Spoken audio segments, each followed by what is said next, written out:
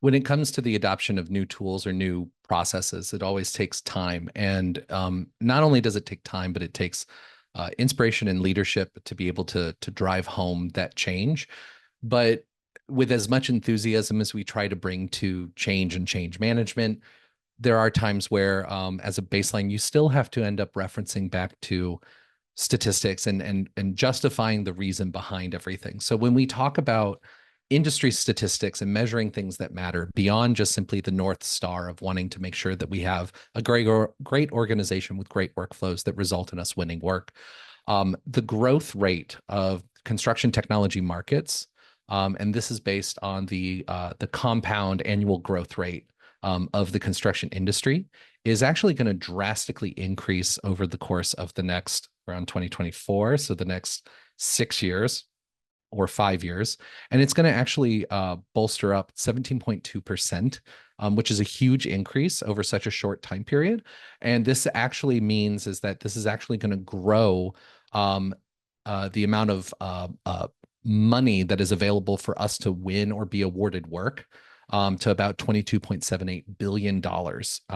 And this is going to result in new and specialized trends of different kinds of projects that are coming down the pipeline. For the past decade, a lot of bread and butter has been built into things like data centers. And every now and then there's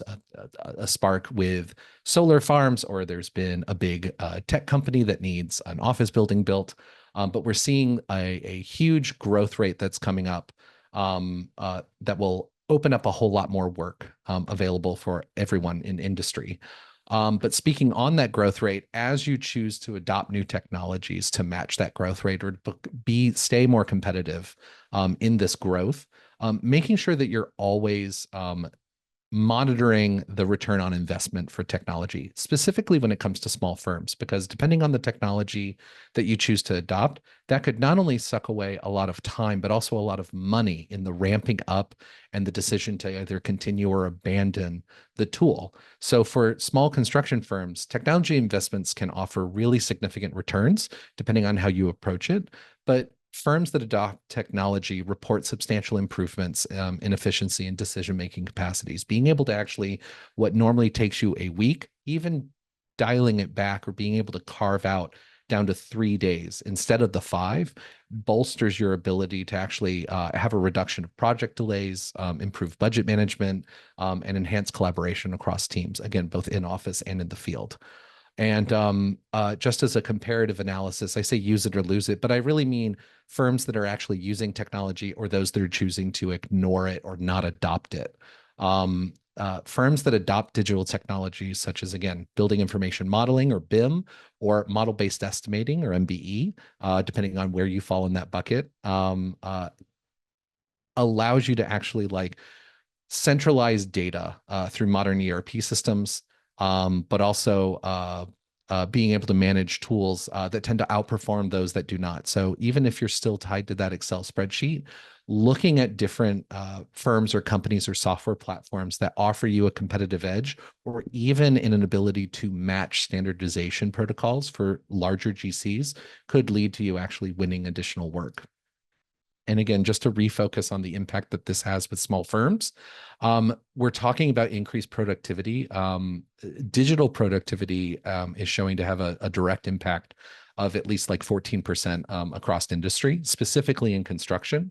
That productivity also leads to, again, that profitability metric, where 15 to 20% of increased profitability with the adoption of new technology after a net year adoption of 1 year. So this is reducing, again, delays, rework, and increasing your accuracy. Now, when I say that 1 year, I do mean that once that has been fully integrated into your workflows and your workforce understands how to utilize it, a year after that. And that's the disconnect that a lot of smaller firms don't take into account, is that there's that huge ramp up period when you make a decision to start using a new piece of technology, and then seeing the value add of it is approximately a year after, once it's been fully incorporated.